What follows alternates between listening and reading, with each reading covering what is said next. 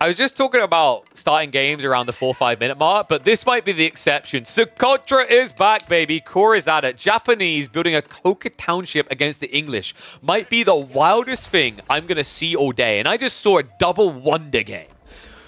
This is crazy, guys. So out of all the civs to build Coca township against, like, this is probably the worst one. English Longbows get double damage against Shinobi. You can't even reach your opponent before you die. The timing, however, is going to be quick from Core. The question mark is whether 20 seconds wait is going to be too long of a wait to get a ninja. It's starting to feel like it. Villagers are being pulled. Core. He keeps doing this on the Socotra. He done it to Krakeny yesterday, and today he's trying to do it against Deniskia, rising star on the ladder. Outpost is not being built quick. The villagers are getting the short bows out. Now, this is going to be costly for Core. However, the upside is it's buying time for the Shinobi to come. He cancels it. 2 villagers lost for 1. However, the Shinobi is now spawned. He's on the way. And that means that Deniskia has to run home and build the Longbows back here. Dude, this is crazy. And this is even crazy when you consider that he could have tried to wall, but walling wouldn't have stopped a Shinobi due to their teleportation. I mean, this is the thing, right? Even if you got it up, the sabotage would come through. You can't easily sabotage on the edge of range here because if your opponent's gathering sheep, you will get sniped straight away. But this is cool from Core as an opening. The question mark is what's the follow-up? Apparently, it's to yoink the boar away, and I imagine we'll be seeing a stables drop ASAP here. Wood gathering is not underway right now, actually, from Core. A little bit surprised by that. Is this just fast castle? Yeah, that's crazy. This is just fast castle, right? I mean, free Shinobi's pretty good. Should keep his opponent in his base. I don't think you go more Shinobi here. This would be kind of wild. And by the way, Shinobi don't actually cost that much gold. It's 50. Like, 50 food, 50 gold is really, really desirable. You need 3. What? For Perma Sabo? For Perma Sabo, you only need 2. And he's already been sabotaged. Okay, that was brilliant.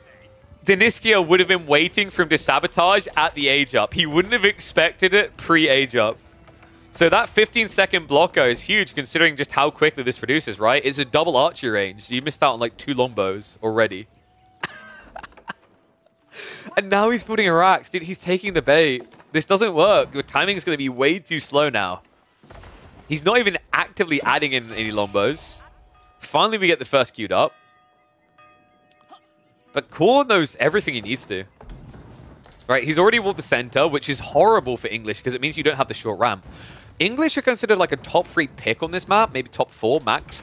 The reason is because they're able to take the ball for free. You can't take it against them, or you just die. Longbows are incredibly oppressive because the map's so short. The negative is if your opponent does this, and Core perfectly found the distance to protect his villagers. Oh my god. I really just have to emphasize how unorthodox this is. Like, building Shinobi against English on land is wild, right? Like, I don't think I've ever seen a player do this. It's that tricky. Yeah, Core is a freaking genius. Like, don't tell him I said that, though. His head will get too big. His head will get too big that, like, it'll flop forward and he'll impale himself on a shisha pipe. We don't want that to happen to Core. Core is a gem. So, make no mistake about it. These are not villagers hacking. These are just the Shinobi chilling. Villagers are going to now arrive. Cool. Hasn't quite got the food he needs just yet. He's getting close, though. Shinobi is going to get sniped. Because remember, the Longbows get double damage against you. So 12 damage per strike. And Shinobi do not last very long. Let's go to scatter. TC will protect. Longbows can't dive into the gold. However, Core doesn't have much gold to work with, so probably a single mount samurai that he can get out. The alternative is to go into samurai on foot. Man, that Shinobi. Oh, this is so cheeky. He doesn't get away, though. Good reaction by Deniskia. Just about kept vision to get sniped there. It's kind of crazy, though. Like, Longbows counter Shinobi, but if a Shinobi kills 1 Longbow, it's pretty much an even exchange, right? 100 resources for 90. Floating gate now on the way. No short wall for core? Like where? You mean over here? It could have been good.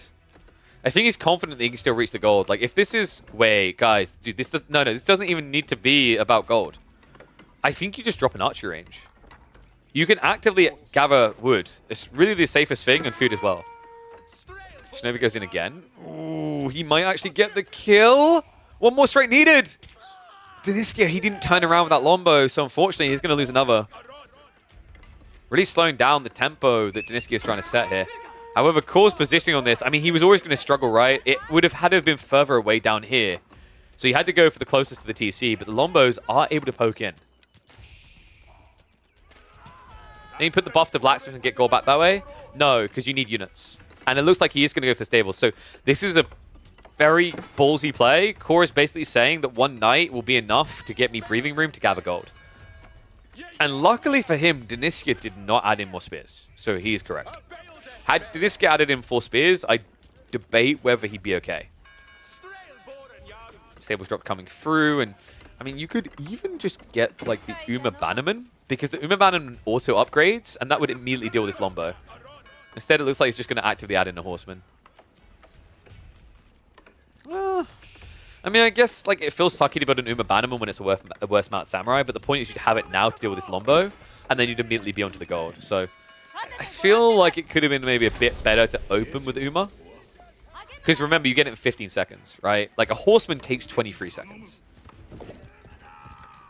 Horseman will at least be able to shove away the longbow, but Deniskia behind this is going for Castle Age. And yes, the TC is not upgraded because Core didn't have the stone. Remember, he got blocked off the gold quite early. He's now going for it though, so should be able to fix it on a delay. And we have got the dock play coming through. Cheeky, cheeky. Makes a lot of sense, right? Gold is all located on the edges, on the shorelines. So if you get a single arch ship out here, you can block your opponent.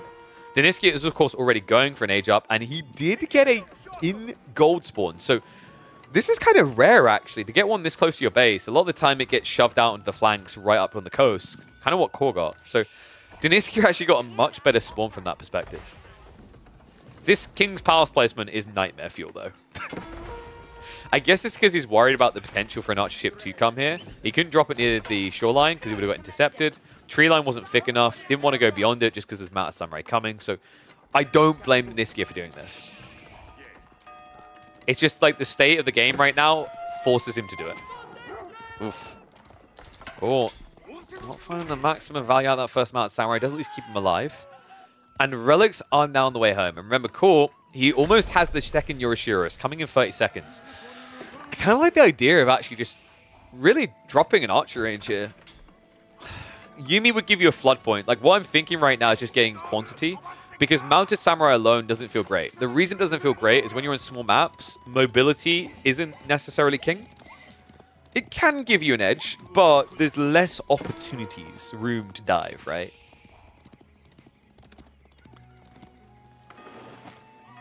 Alright, one's if you think Deniskia's going to win this, two's if you think Core's going to. Because this kind of feels hard to call.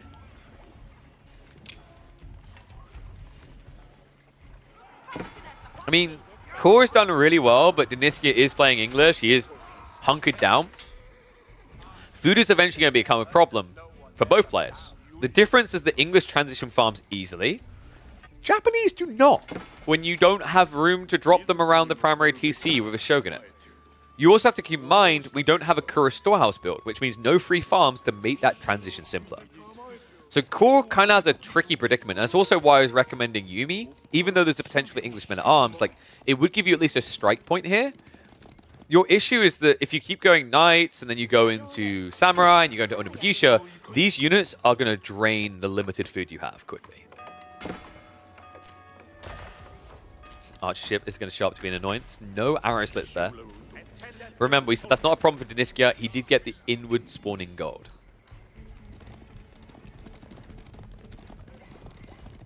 Two more relics on the way home. Cool. He might get them all here. In fact, he's going to get them all, guaranteed. Even actively added in an extra Shinto priest to guarantee it. Villagers. Going a little bit far forward here. Even Bannerman is also being added in by Core. Confident that it's worth the return now. We also have the Tatara on the way. What's the switch going to be? Has to be happening soon, right? I know Core, usually in these formats, does like to play the Knights, spam it a bit. Especially on Socotra, I've noticed he does this, right? He done it to Krakeny yesterday as well. Seems to play Knights a lot off these fast castle builds, which makes sense. Knights feel the most impactful off the back of fast H3 type builds. And it is called the bread and butter of the Japanese.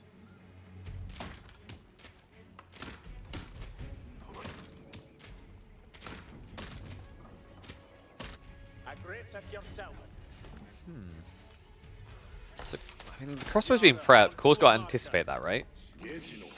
Yeah, but he's going racks. So this has to be what? Onibigisha? Okay, so, like, obviously I need to be careful of my Yumi bias. And someone can call me out if I'm wrong on this, but, like, surely this is just screaming Yumi.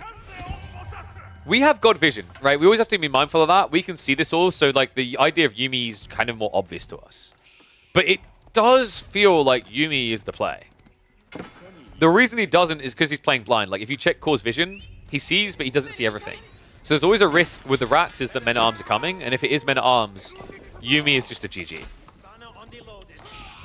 Dive in, though. Mountain Samurai, what a clubbing! Slow reaction by Deniskia, and he's behind on villagers now, despite the fact he's 2 TC. Oh my god, completely out of position. A mistake made by Deniskia. He was never able to wall, remember, because of this archership play by Core.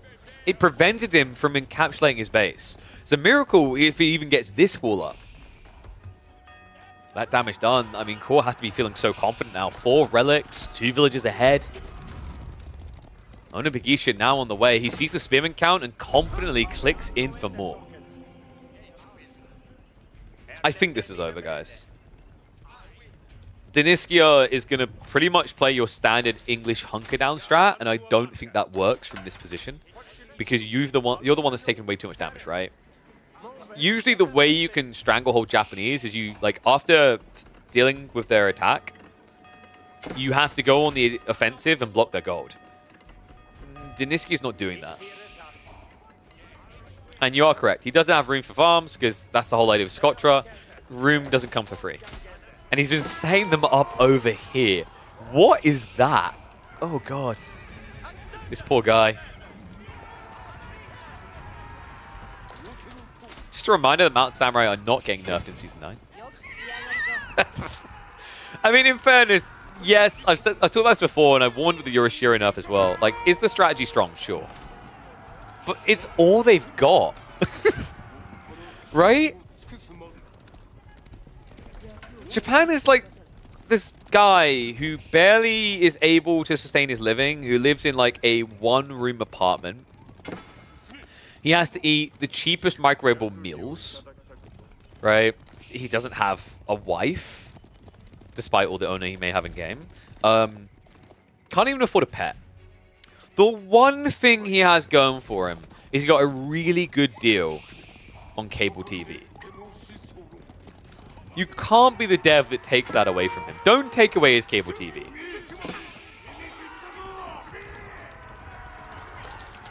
I personally don't have to deal with microwavable meals. I get a more delicious form of meal, guys. You know what I'm going to say. Exclamation mark protein works. Use my link, get an extra 10% off.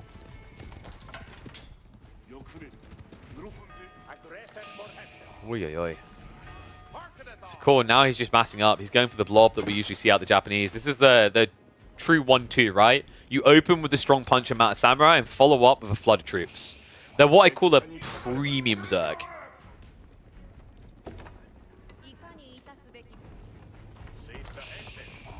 Deniskia just trying to fully encapsulate himself here. Still, there's gaps, right? Like the wall down the center. No. And the Onibigisha will do a much better job of killing the Mountain Samurai. Easily able to slap it down. Deniskia trying to react to this, but with crossbow spears, you're actually counted. Remember, Onibigisha beat both of these unit types. Villagers having to shuffle away as well, but not quick enough. And Deniskia, this surely should just be too much damage. The attack speed on these Onibigisha makes them a perfect counter. Even with the textiles, it's not enough. We're also talking about a game where Deniskia never got melee defense, which is the counter, the required counter to Bigisha play. And those Bigisha are about to get even more scary. Tier 3 melee tech just came in.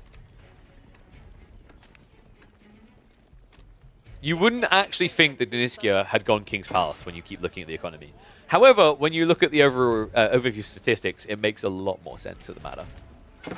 23 villager deaths. Archerships making it even worse. The farms. No. This is another part about why English feels really good on this map, by the way, is because you can eventually just justify admiralty if your opponent starts building farms along the shores. Obviously, Core doesn't have that, but he still has the reach. More villagers dying, and Dynastia not even realizing as he's distracted in the center. And a Bigisha, Mountain Samurai are going to come in. If Core just pulls back the Mountain Samurai a little bit, it'd be the cleanest of executions, but he doesn't care. It's an A-click extravaganza. Mountain Samurai finally pulled back a little bit. Ona Bigisha are going to take over to run this one through. And Dynastia, he can't hold it back anymore. 16 to 36 military. And a GG immediately afterwards. Core. Dude, I don't think we've seen this guy lose once on Socotra. I think his ego is going to get too big. His head may simply get too big for him to even live on this island at this rate.